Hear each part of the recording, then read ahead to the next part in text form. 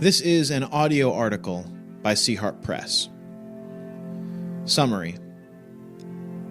When we look at Christians and Christianity today, it is easy to be discouraged. But in this short work, taken from his introduction to On the Incarnation, C.S. Lewis offers a profound word on how we can find hope and encouragement in an often overlooked place.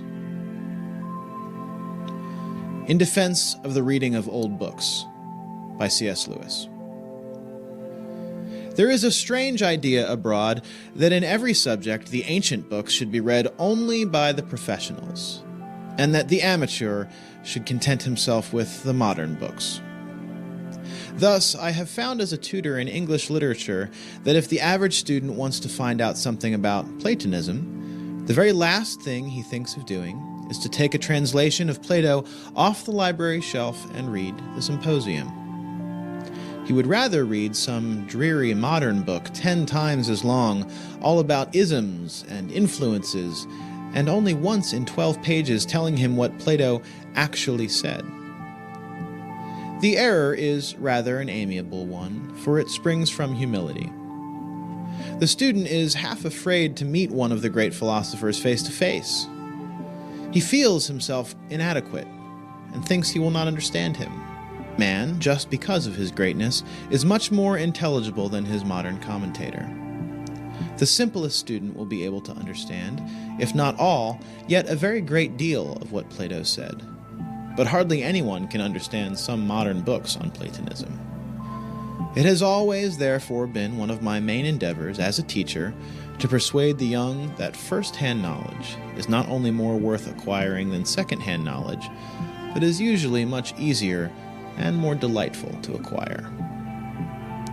This mistaken preference for the modern books and this shyness of the old ones is nowhere more rampant than in theology. Wherever you find a little study circle of Christian laity, you can be almost certain that they are studying not St. Luke or St. Paul or St. Augustine or Thomas Aquinas or Hooker or Butler, but Monsieur Berdiev or Monsieur Marcion or Monsieur Niebuhr or Miss Sayers or even myself. Now this seems to me topsy-turvy. Naturally, since I myself am a writer, I do not wish the ordinary reader to read no modern books. But if he must read only the new or only the old, I would advise him to read the old. And I would give him this advice precisely because he is an amateur, and therefore much less protected than the expert against the dangers of an exclusive contemporary diet. A new book is still on its trial, and the amateur is not in a position to judge it. It has to be tested against the great body of Christian thought down the ages, and all its hidden implications, often unsuspected by the author himself, have to be brought to light. Often it cannot be fully understood without the knowledge of a good many other modern books. If you join at 11 o'clock a conversation which began at 8, you will often not see the real bearing of what is said. Remarks which seem to you very ordinary will produce laughter or irritation, and you will not see why. The reason, of course, being that the earlier stages of the conversation have given them a special point. In the same way, sentences in a modern book which look quite ordinary may be directed at some other book. In this way, you may be led to accept what you would have indignantly rejected if you knew its real significance. The only safety is to have a standard of plain, central Christianity, mere Christianity, as Baxter called it, which puts the controversies of the moment in their proper perspective. Such a standard can be acquired only from the old books. It is a good rule, after reading a new book, never to allow yourself another new one till you have read an old one in between. If that is too much for you, you should at least read one old one to every 3 new ones. Every age has its own outlook. It is specially good at seeing certain truths and specially liable to make certain mistakes. We all, therefore, need the books that will correct the characteristic mistake of our own period, and that means the old books. All contemporary writers share, to some extent, the contemporary outlook, even those, like myself, who seem most opposed to it. Nothing strikes me more when I read the controversies of past ages than the fact that both sides were usually assuming, without question, a good deal, which we should now absolutely deny.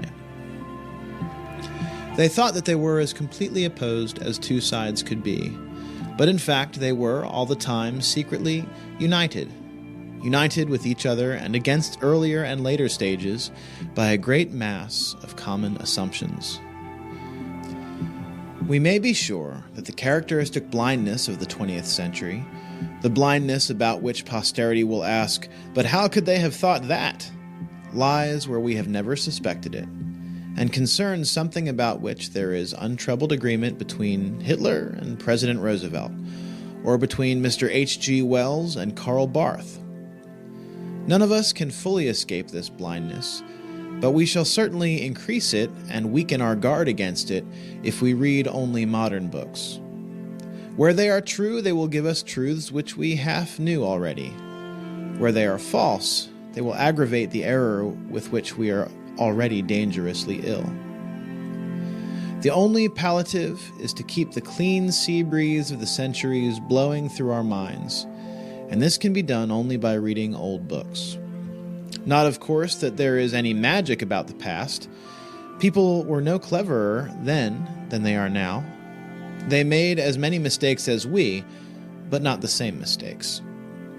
They will not flatter us in the errors we are already committing, and their own errors, being now open and palpable, will not endanger us.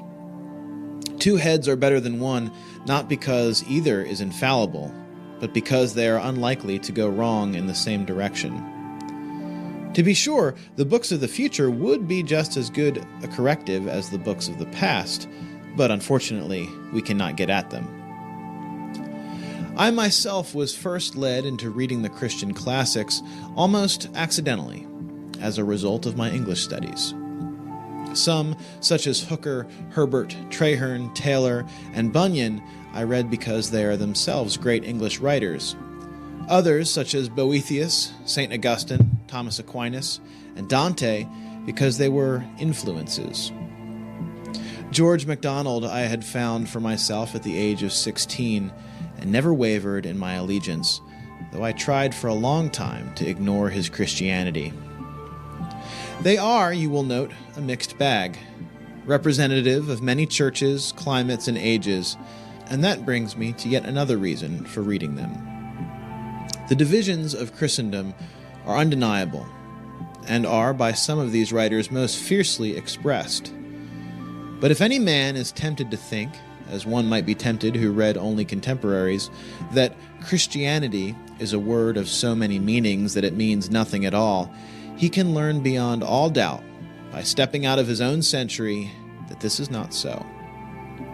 Measured against the ages, mere Christianity turns out to be no insipid interdenominational transparency, but something positive, self-consistent, and inexhaustible.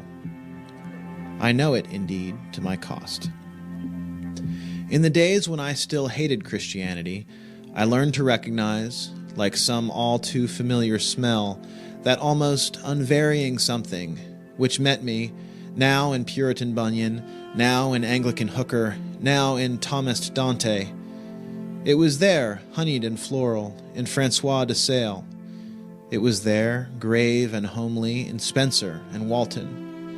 It was there, grim but manful, in Pascal and Johnson. There again, with a mild, frightening, paradisial flavor, in Vaughan and Boehme and Traherne. In the urban sobriety of the 18th century, one was not safe. Law and Butler were two lions in the path. The supposed paganism of the Elizabethans could not keep it out. It lay in wait where a man might have supposed himself safest, in the very center of the Fairy Queen and the Arcadia. It was, of course, varied, and yet, after all, so unmistakably the same, recognizable, not to be evaded, the odor which is death to us until we allow it to become life. An air that kills from yon far country blows. We are all rightly distressed, and ashamed also at the divisions of Christendom. But those who have always lived within the Christian fold may be too easily dispirited by them. They are bad, but such people do not know what it looks like from without.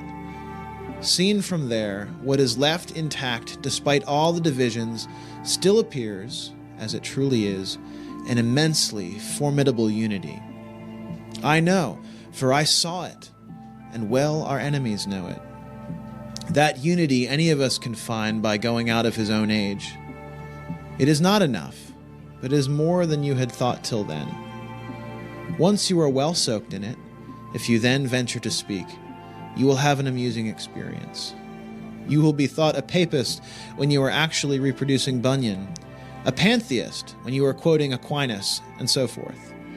For you have now got onto the great level viaduct which crosses the ages and which looks so high from the valleys, so low from the mountains, so narrow compared with the swamps, and so broad compared with the sheep tracks.